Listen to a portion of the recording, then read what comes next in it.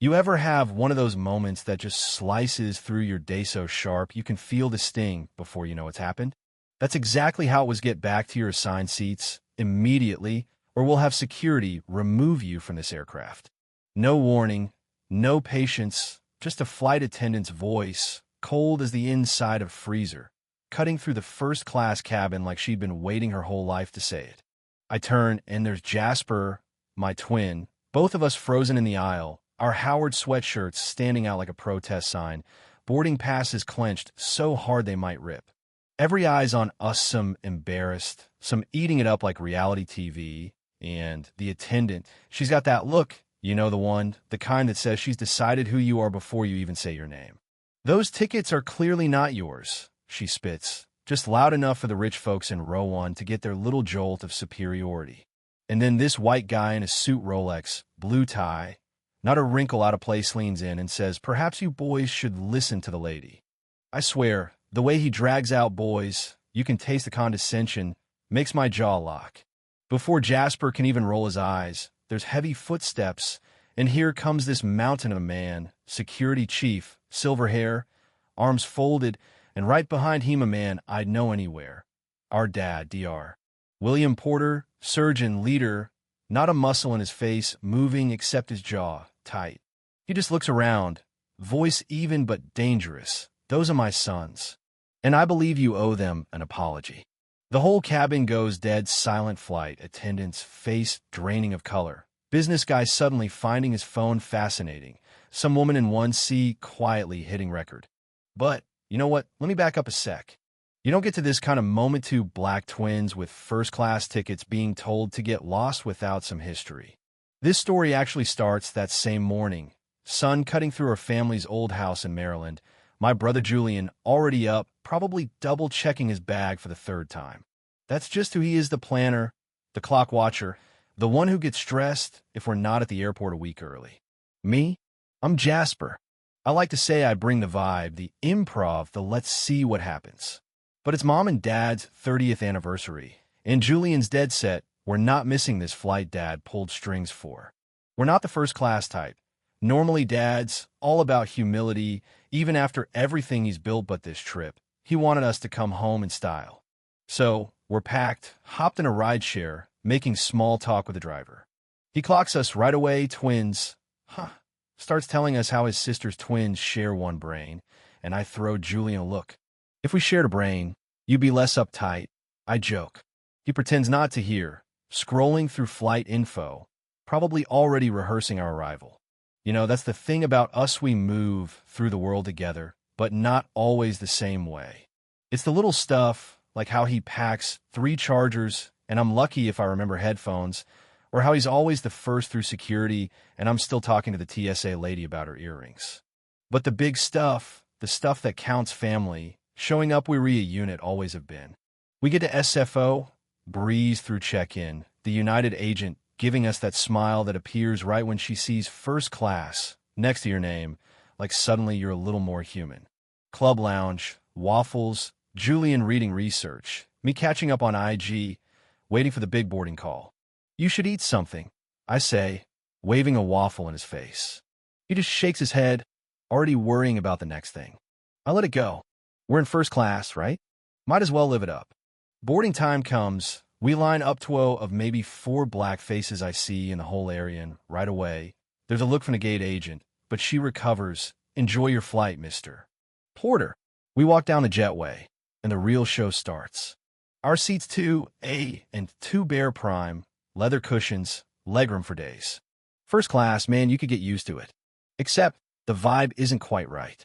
Patricia, the flight attendant, comes over, all tight smile, eyes flicking over us, polite enough, but nowhere near the warmth she had for the businessman across the aisle. Water, cranberry juice, and she's gone. Julian and I trade a look. It's familiar. You learn to spot it. I lean over. $10, says she asked for our boarding passes again before takeoff. He sighs, "Don't start." I start anyway. Just saying, and wouldn't you know it, here she comes again, this time with her supervisor, double the scrutiny, double the awkward. "May I see your boarding passes, gentlemen?" Julian hands them over. She looks, then finally, after a beat too long, "Welcome aboard." Diane, the supervisor, tries for warmth, but you can tell it for show.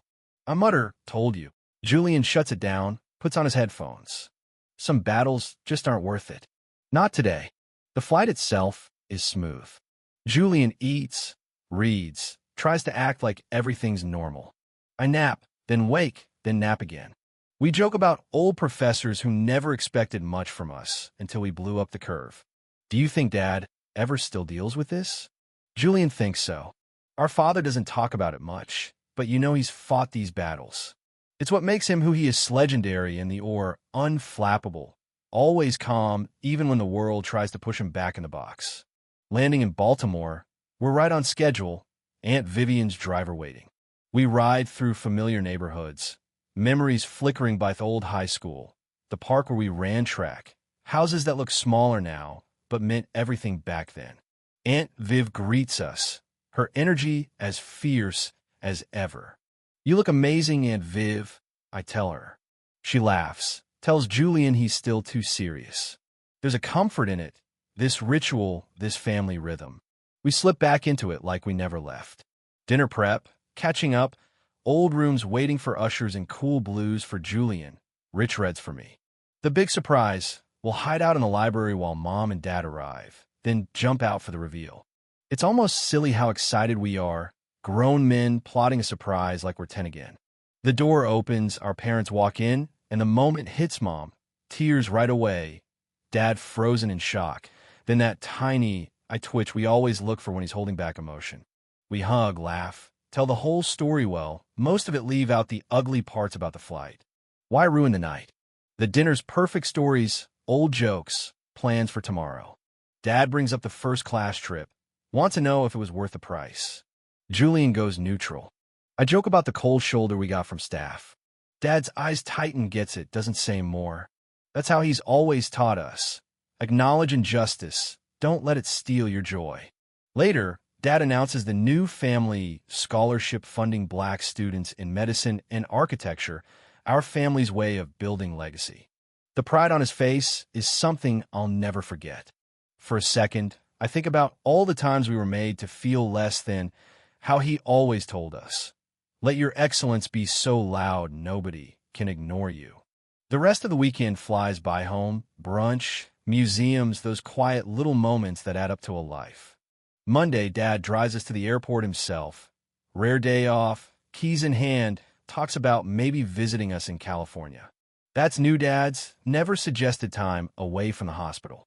Time moves quickly, he says, voice softer than I'm used to. He's right. At security, he hugs us hard. I'm proud of you both. Never forget that. I promise him we won't. Weeks pass, life goes on. Then the call comes, Dad's had a heart attack.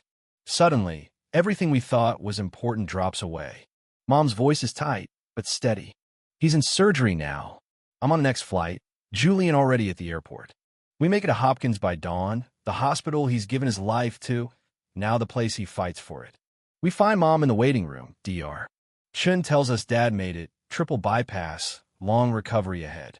Seeing Dad in that bed, the strongest man we know, vulnerable man, it's like the world flips upside down. He wakes later that day, sees us, cracks a joke about being a terrible patient. Typical Dad, even now. Over the next weeks, he heals. Mom sets new Relesno more 16-hour days. No skipping checkups, family comes first. Dad doesn't fight it. Not this time. Something in him has changed. He talks to Julian about time, regrets, the stuff you miss when you're chasing the next big thing. Let the work be part of a good life, not the whole of it, he tells us. It lands different now. By summer, he's stronger. We head back to school, but it's not the same. We talk about coming home after graduation. Roots matter more now. Our next flight home, first class again. And there she is, Patricia, the flight attendant who doubted us before. This time, she stops by our seats, face serious. I want to apologize for my behavior on your previous flight. It was unprofessional and unacceptable. It's awkward, a little stiff, but honest enough. We thank her, accept it, move on. Progress, even a little, matters. Landing back in Baltimore, Dad and Mom are waiting, his cane forgotten as he straightens up, smile huge, arms wide. In that airport crowd, we're just a family against microaggressions, No stairs, just four people who've been through hell and back, holding on to what matters. So, you tell me a hat do you call justice? Is it one flight attendant's apology, a family's resilience, a legacy of breaking barriers? Or is it just showing up again and again with your head held high, making a little easier for the ones who come after? Yeah, the world's still messy. Yeah, there's work to do. But you better believe every time the porters walk through that first-class cabin, we're not just taking up space, we're rechanging it, even if it's only one seat, one heart, one mind at a time. What about you? Where do you see the line between standing up and letting things go? When does dignity demand a fight, and when does it mean holding your peace for a bigger win down the road? Drop your thoughts below. Let's talk about it, because stories like these, they only matter if they make us think, question, and, yeah, maybe show up a little different next time we're called out in the aisle. Xin chào các bạn, mình là Trinh, mình phụ trách viết content. Trên đây là những công việc của mình, là mình lên mạng xã hội tìm hiểu những video. It is cold, yeah.